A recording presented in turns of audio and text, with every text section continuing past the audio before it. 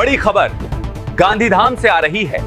गांधीधाम के 5 star hotel Radisson resort में लगने जा रही है 2025 की लास्ट ब्रांडेड विंटर गारमेंट्स की सेल, जहां आपको अप टू 90% ऑफ मिलेगा।